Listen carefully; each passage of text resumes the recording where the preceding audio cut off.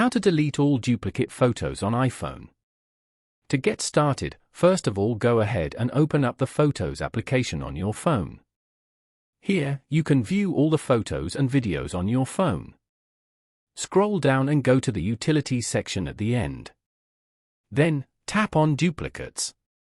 Once you're here, you can view all the duplicate photos on your phone. If you want to delete all the duplicate photos, then go to the top right corner and tap on Select.